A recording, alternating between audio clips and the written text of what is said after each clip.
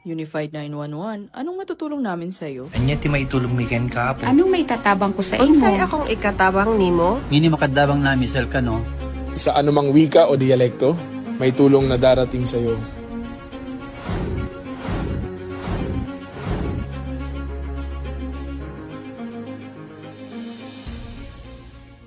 Lilingkod sa bawat Pilipino at magbibigay ng tamang impormasyon para sa tahimik at maayos na Pilipinas. Police News Network, alagad ng batas, tagapagtaguyod ng balitang pulis, sandigan ng mamamayan, patnubay ng katotohanan.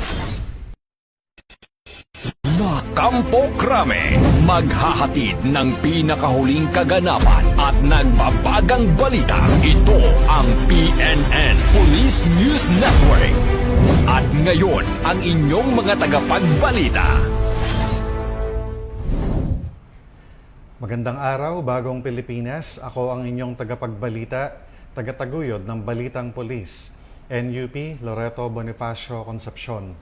At ngayong araw ng Miyerkules, makakasama nating muli bilang special guest co-host, walang iba kundi si Miss Luis Susain Alba Lopez, former Mrs. Asia Pacific All Nations and Luminous Woman of the Year 2023. Magandang umaga sa iyo, Machine.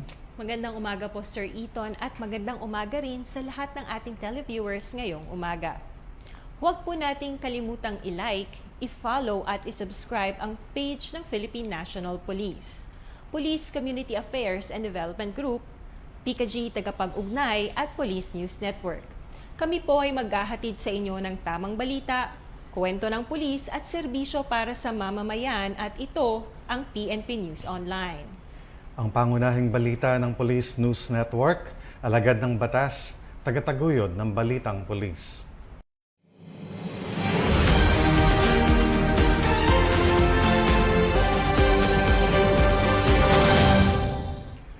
Philippine National Police kinondena ang pagpapakalat ng peking post online sa social media.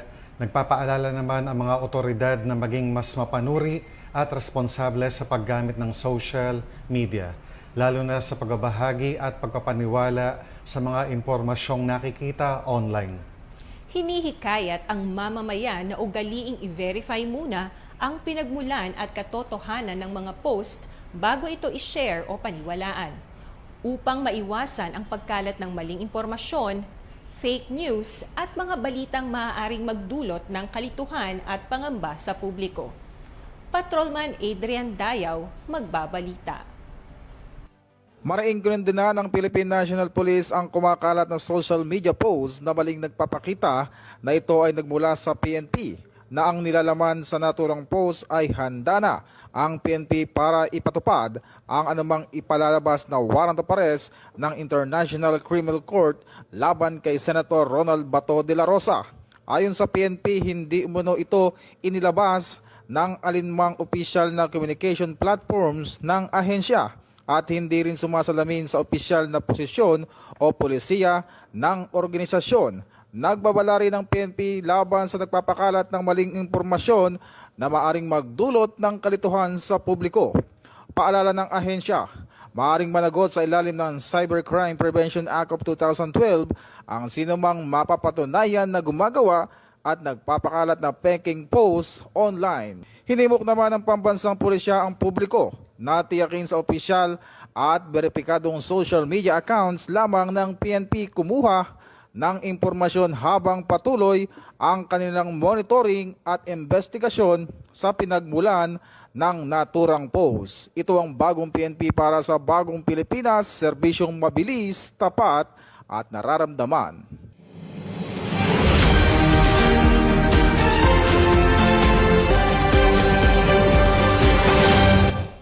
Maraming salamat, Patrolman Dayaw. Hindi na nakapalagpa ang 3 drug suspects matapos ang buy-bust operation ng Virac PNP. Kabilang sa mga nahuli ang isang guro at isang drug surrendery sa Virac, Catanduanes. Ang suspect naaktuhan pang nagpa-pat session. Ibabalita yan ni Police Corporal Janelle Sales. Nadakip ng mga otoridad ang 3 individual, kabilang ang isang drug surrenderer at isang guro sa isinagawang buy-bust operation na nauwi sa pagkakatuklas ng nagaganap na pot session hapon ng Abril 29, 2026. Ayon sa ulat, ang operasyon ay pinangunahan ng Virac Municipal Police Station sa pakikipagtulungan sa Provincial Intelligence Unit, Regional Police Drug Enforcement Unit 5 at ng Philippine Drug Enforcement Agency. Pangunahing target ng mga operatiba si alias Andy, 42 anyos, isang drug surrenderer sa ilalim ng Oplan Tokhang. Sa gitna ng operasyon, nahuli ang suspect kabilang ang 2 pang kasamahan nito na isang 48 anyos na internet installer at isang 31 anyos na guro na kapwa residente ng Virac habang gumagamit ng ilegal na droga. Kabilang sa mga nakumpiska, ang 4 na piraso ng heat-sealed transparent plastic sachet na batay sa isinagawang laboratory examination ng Regional Forensic Unit sa Camp Brigadier General Simeon A. Ola, Legazpi City ay positibong shabu, isang glass tube na may traces ng shabu at iba't ibang drug paraphernalia. Sinagawa ang on-site inventory at pagmamarka ng mga ebidensya sa harap ng mga suspect at mga mandatory witness, kabilang ang isang barangay kagawad at kinatawan mula sa media. Ang mga suspect ay sumailalim din sa drug test sa Provincial Forensic Unit na pawang nagpositibo sa paggamit ng shabu. Samantala, sa isinagawang verifikasyon sa Crime Information Reporting and Analysis System, napag-alaman na ang target na si Andy ay may 5 pang hiwalay na kaso para sa paglabag sa RA 9262 o Anti-Violence Against Women and Their Children Act, kung saan 4 ay solved na at 1 ang cleared. Sa kasalukuyan, hinihintay na lamang ang pagpapalabas ng hiwalay na warrant of arrest para sa nasabing mga kaso. Mula dito sa Catanduanes Police Provincial Office, ako po si Police Corporal Janel Sales, nag-uulat para sa Police News Network. Ito ang bagong PNP para sa bagong Pilipinas, serbisyong mabilis, tapat at nararamdaman.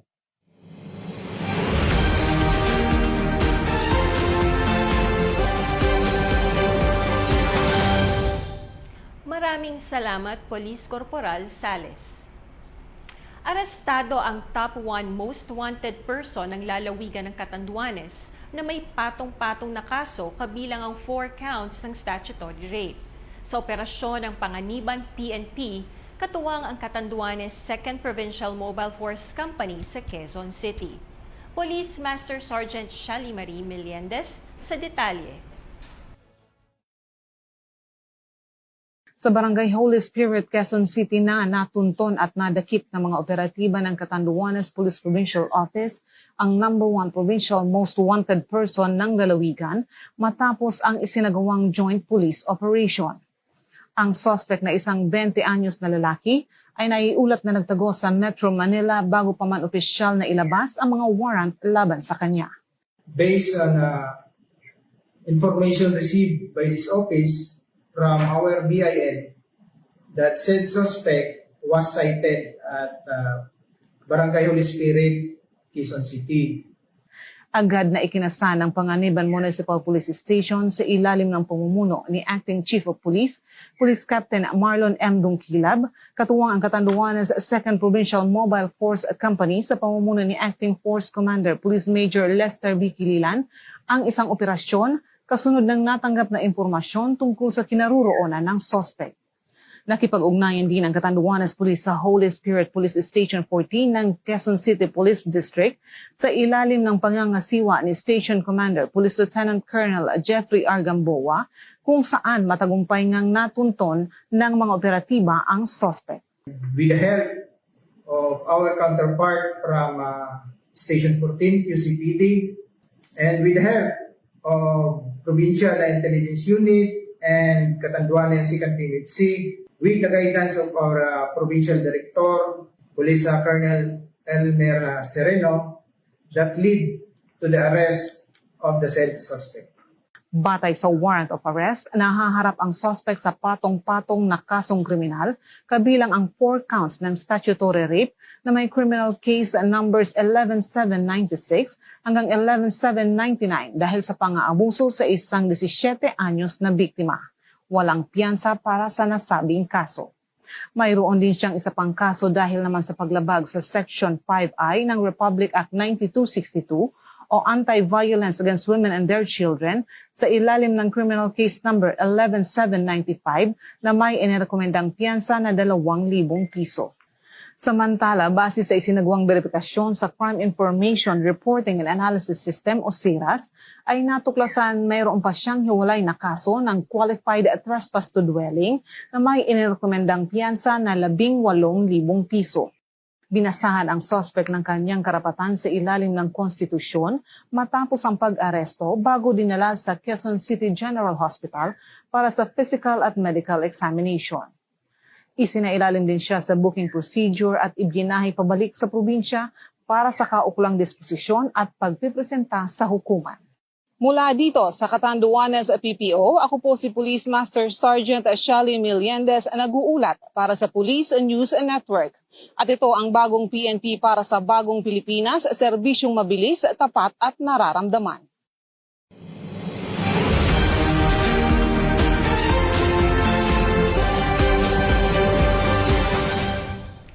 Maraming salamat, Police Master Sergeant Meliendez. Alamin natin ang panibagong update ng National Capital Region Police Office o NCRPO kaugnay sa isinasagawang PNP Recruitment 2026 para sa mga nais maging bahagi ng hanay ng Philippine National Police. Ang balitang ito, hatid ni Police Chief Master Sergeant Mauricio Ruiz. Worth it po lahat ng pagod. So updates muna tayo para sa PNP Recruitment 2026. Siyempre partner, alamin natin yung mga pumasa sa BMI at saka sino yung magpe-perform para sa physical ability test ng 2026 quota. So sino nga ba yung ating bagong PRSU NCR? Okay, makakausap po natin si Police Colonel Arnel De Jesus. Siyempre, ang NAPOLCOM representative na si Attorney Ray Delgado. Alamin po natin ang kanyang mensahe para sa ating mga applicant ngayong recruitment 2026. Sa palagay niyo po, nakapaghanda ba yung ating mga police applicants ngayong 2026? So far sa observation ko, mayroon namang hindi talaga nakapaghanda kasi yung may mga nagbabagdown pa rin sa agility natin. Pero sa nakikita ko, ito yung mga first timer. Yung mga talagang nag-excel talaga sa agility ay yung mga second timer o talagang may pinagandaan talaga nila sa darating nitong recruitment. So sir, sa kabuuan sir, ilan po ba yung pumasa sa ating body mass index sir? So sa kabuuan natin, mayroon tayong 2,132. Sama dito yung regular at saka attrition quota. So sir, doon naman po sa physical agility test, ilan po yung kabuuan na nag-perform na mga pumasa galing po sa BMI sir? So far kasi ang natapos pa lang ngayon ay yung yung regular. So mayroon tayong 416 na pumasa doon sa sa agility nila. Ngayon pa lang magi-start din yung yung Southern Police District. So matatapos ito ngayong araw yung kabuuan ng mga Southern Police District. Gusto kong pasalamatan dahil full force kami dito. Nandito yung presence ni Vice Chairman si Attorney Delgado, Vice Chairman namin sa Regional Screening Committee. Nandito rin yung full force din yung mga RMDO. So nandito rin yung taga-RMFB na nakadiay sa atin para tumulong, para mag-assist dito, mag-facilitate sa amin. So taga-IMIG, andito rin yung taga-IMIG kasi kailangan din yung presence ng mga taga-IMIG para makita nila yung performance o yung mga pag may negative pa silang nakikita at least nakakapag salita sila. Ako po, si Police Chief Master Sergeant Mauricio Bonilla Ruiz. At ako naman po si Patrol Woman Ronaldin Tanggiak. Alagad ng batas, tagataguyod ng balitang pulis.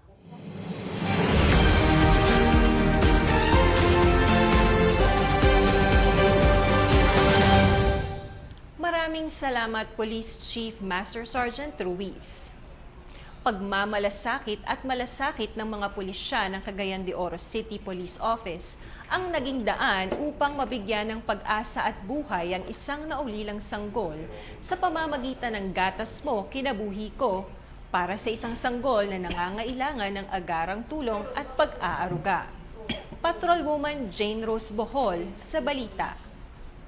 Mula sa isang malungkot na trahedya, Isang bayanihan ang umusbong upang magbigay ng pag-asa at bagong buhay para sa sanggol na nakaligtas matapos pumanaw ang kanyang ina habang nanganganak ng mag-isa sa isang boarding house sa Barangay Bulwa noong Abril 27.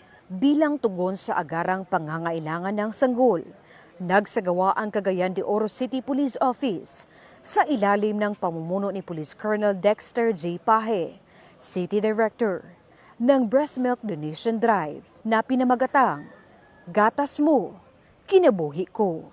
Noong Mayo 6, 2026, pinangunahan ang humanitarian activity ni na Police Captain Imelita M. Simon, God PCO, katuwang si Police Master Sergeant Liana Sol Jovita, isa sa mga kinikilalang 2024 Metro Bank Foundation Outstanding Filipino Awardees sa pakikipag-ugnayan sa Bulwa Barangay Health Center. Nagkaisa ang mga personnel ng Kukpo at mga lactating mothers mula sa Barangay Bulwa upang voluntaryong magbahagi ng breast milk. Ang simpleng donasyong ito ay nagbahagi ng simbolo at malasakit, pagkakaisa at pagmamahal ng komunidad para sa isang sanggol na maagang naulila. Formal na itinurn over ang mga nakolektang breast milk sa J.R. Borja General Hospital, kung saan kasalukuyang inaalagaan sa tulong ng kanyang foster parent at ng City Social Welfare and Development Office. Sa pamamagitan ng Gatas Mo Kinabuhi Ko, muling pinatunayan ng kapulisan na bukod sa pagpapanatili ng kapayapaan at kaayusan, mahalaga rin sa hanay ng PNP ang pagbibigay ng pag-asa, pagkalinga at tunay na malasakit sa mamamayan. Sa likod ng isang masakit na kwento, ipinakita ng komunidad at ng kapulisan na sa panahon ng pangangailangan, may mga pusong handang magbigay buhay at pag-asa. Mula dito sa inyong higalang pulis, Regional Office 10 Public Information Office, ako ang inyong PNN correspondent, Patrolwoman Jane Rose Bohol, alagad ng batas, tagataguyod ng balitang pulis.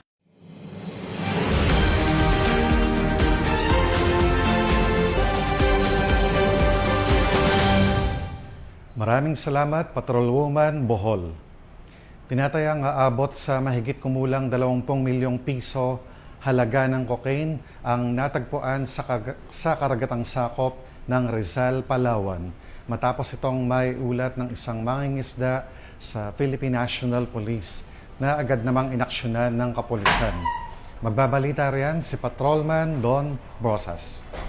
Na-recover ng Philippine National Police ang hinihinalang ilegal na droga sa karagatang sakop ng Rizal, Palawan matapos i-report ng isang mangingisda ang 2 kahina-hinalang pakete na lumulutang malapit sa baybay ng Barangay Taburi nitong ika-10 ng Mayo. Batay sa paunang investigasyon, ang mga pakete na balot sa itim na plastik ay naglalaman ng tinatayang 2 kilo ng hinihinalang cocaine na may standard drug price na umaabot sa humigit kumulang 20 milyong piso. Patuloy naman ang investigasyon ng mga otoridad upang matukoy ang pinagmula ng mga na-recover na illegal na droga at mga posibleng sangkot dito, alinsunod sa adhikaing Bagong PNP para sa Bagong Pilipinas. Serbisyong mabilis, tapat at nararamdaman. Mula rito sa PNP National Headquarters, ako ang inyong PNN correspondent, Patrolman Don Brosas, alagad ng batas, tagataguyod ng balitang pulis.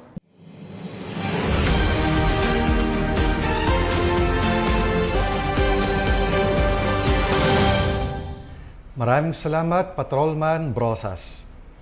Arestado ang isang 23 anyos na babae sa isinagawang entrapment operation ng Regional Anti-Cybercrime Group 6 dahil sa umano'y pagkakasangkot sa pambabugaw ng mga kababaihan gamit ang iba't ibang online platforms sa Oton, Iloilo. Kaugnay nito, muling pinaalalahanan ng Philippine National Police ang publiko na maging mapagmatsyag laban sa online exploitation at agad i-report ang anumang kahina-hinalang aktibidad upang maprotektahan ang kababaihan at kabataan laban sa pang-aabuso. Patrolwoman Mary Grace Artizuela, magbabalita. Bilang tugon sa isinagawang cyber patrolling hinggil sa online sexual exploitation at human trafficking, agad na kumilos ang Regional Anti-Cybercrime Unit 6 at nagsagawa ng entrapment operation sa Oton, Iloilo. Ipinatupad ng PNP ang operasyon laban sa suspect na sangkot sa naturang krimen. Patuloy rin ang koordinasyon sa iba't ibang law enforcement units at mga kinaukulang ahensya upang mapalakas ang kampanya laban sa trafficking at maprotektahan ang mga biktima. Sa operasyon na aresto ang isang 23 anyos na babae at nailigtas ang 3 biktima. Patunay ito ng mabilis na aksyon ng PNP para sa kaligtasan at kapakanan ng publiko. Hinihikayat ng PNP ang lahat na maging mapagmatsyag sa mga kahina-hinalang online na aktibidad at makipag-ugnayan sa pinakamalapit na impilan ng pulisya sa opisyal na communication channels ng PNP. Ito ang PNP para sa bagong Pilipinas, serbisyong mabilis, tapat at nararamdaman. Mula dito sa Campo Crame, ako ang inyong PNN correspondent, Patrolwoman Mary Grace Artizuela, nagbabalita para sa Police News Network, alagad ng batas, tagataguyod ng balitang pulis.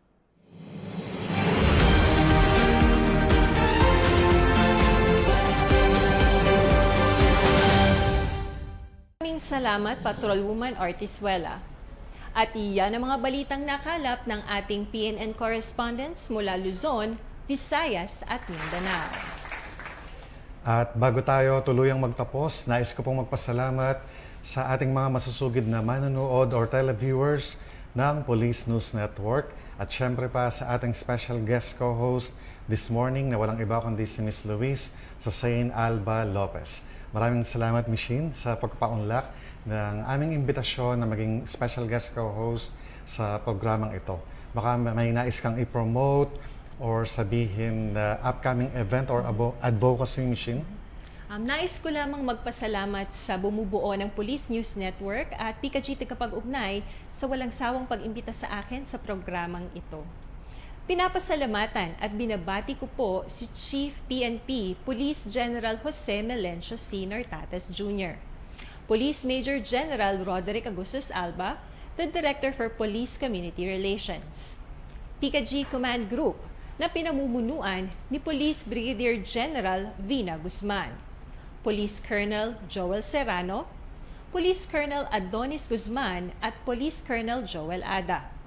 Sa lahat ng personnel ng Police Community Affairs and Development Group at sa lahat ng magigiting na pulis sa buong bansa, maraming salamat sa inyong serbisyo para sa isang ligtas na pamayanan. Sa ngalan ng pamunuan ng Philippine National Police, sa pangunguna ni Chief PNP, Police General Jose Melencio C. Nartates Jr. at sa pamumuno ni President Ferdinand Bongbong Marcos Jr., kami ay maglilingkod sa bawat Pilipino at magbibigay ng tama at balanseng balita. Mula rito sa tanggapan ng tagapag-ugnay ng pambansang pulisya, kami ang inyong mga tagapagbalita, tagataguyod ng Balitang Pulis. Ako po si NUP Loreto Bonifacio Concepcion. At ako naman po si Miss Luis Sosain Alba Lopez, Miss Asia Pacific All Nations 2022 and Luminous Woman of the Year 2023. Maghahatid ng tamang balita, kwento ng pulis at serbisyo para sa mamamayan at ito ang PNP News Online. Ang pangunahing balita ng Police News Network, ito ang bagong PNP para sa bagong Pilipinas, serbisyong mabilis, tapat at nararamdaman.